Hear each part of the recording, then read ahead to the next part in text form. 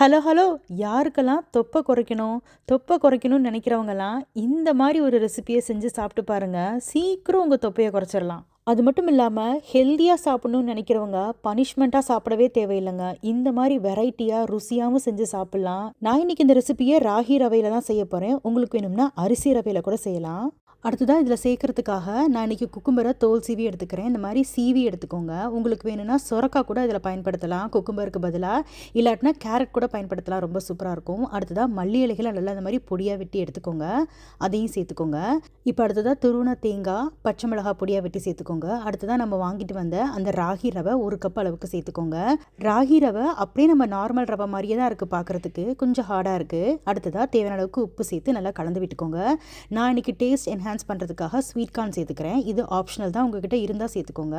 சேர்த்து எல்லாத்தையும் நல்லா கலந்து விட்டு இப்போ அதில் ஃப்ரெஷ்ஷான தயிர் சேர்த்து நல்லா மிக்ஸ் பண்ணி விட்டுக்கோங்க. தயிர் கண்டிப்பாக சேர்க்கணும், இல்லாட்டினா மோர் கூட சேர்த்துக்கலாம்.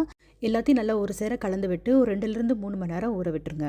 காலையில் பண்ணுறதுனா நைட்டே கூட கலந்து விட்டு ஃப்ரிட்ஜில் ஊற வச்சுருங்க. நைட்டு பண்ணுறதுனா மதியானமே செஞ்சு ஃப்ரிட்ஜில் ஊற வச்சுருங்க. நல்லா ஊறிச்சுன்னா சாஃப்டாயிரும் ராகி ரவை.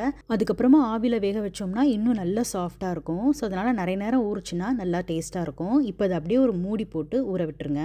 நல்லா ஊறினதுக்கப்புறம் இந்த மாதிரி கெட்டியாக தான் இருக்கும். இந்த மாதிரி வாழை இலையில வச்சு கொலக்கட்டை மாதிரி நம்ம செஞ்சு எடுத்துக்கலாம்.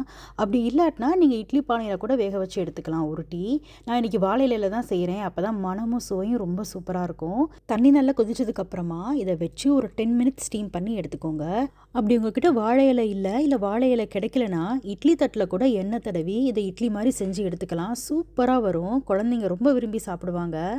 இது உங்களுக்கு ராகி ரவையில் பண்ண விருப்பம் இல்லைனா சோள ரவையில் கூட பண்ணலாம். அதுவுமே டேஸ்ட் ரொம்ப சூப்பராக இருக்கும். சோள ரவையுமே அவைலபிளாக இருக்குது சூப்பர் மார்க்கெட்டில். நான் இன்னைக்கு இதை டிஃப்ரெண்ட்டான மெத்தடில் பண்ண வேர்க்கடலை சட்னியோட சர்வ் பண்ணுறேன். இந்த சட்னி ரெசிபி உங்களுக்கு வேணும்னா எனக்கு கமெண்ட்டில் சொல்லுங்கள். இந்த ராகி ரவை இட்லியே நீங்களும் உங்கள் வீட்டில் கட்டாயம் ட்ரை பண்ணி பாருங்கள்.